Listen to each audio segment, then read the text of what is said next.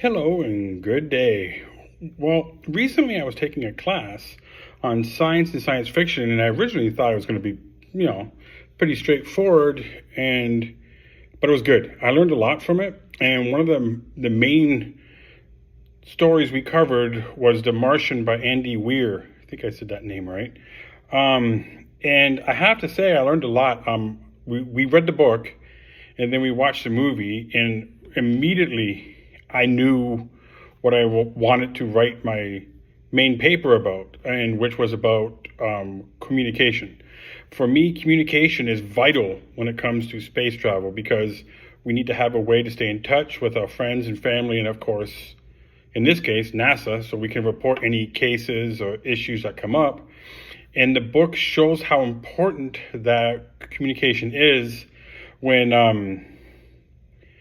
in The Martian, the main character, Mark Watney, discovers that Pathfinder from 1997 still functions, and it enables him to use that to communicate with Earth. At first, it's just with like pictures and letters and such, but eventually they learn to hook everything up so he can actually send messages back and forth.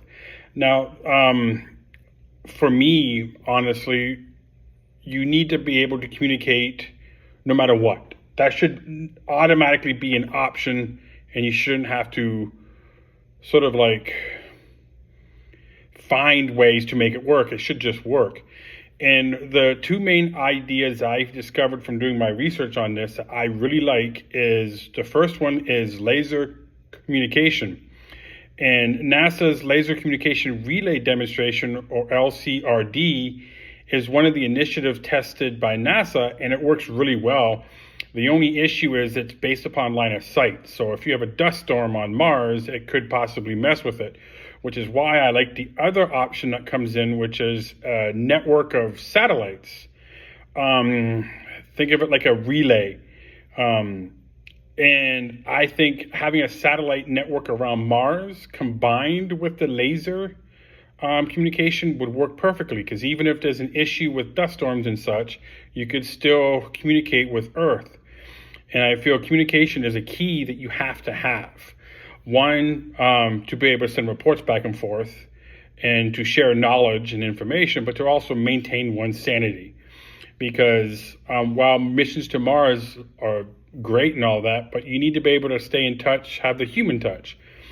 So I encourage you, if you ever have the opportunity to what I would encourage, honestly, is read the book first. Read the book, The Martian by Andy Weir, and then watch the movie.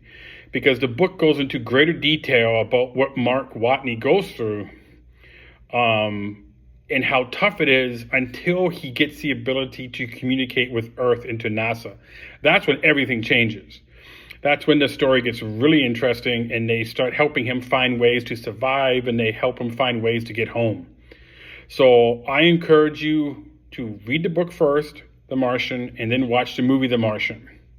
It's a great story, lots of action, lots of funny stories to it, like when he blows himself up, but that's a whole other story. You got to read the book and watch the movie to see that, which is funny, but he learns.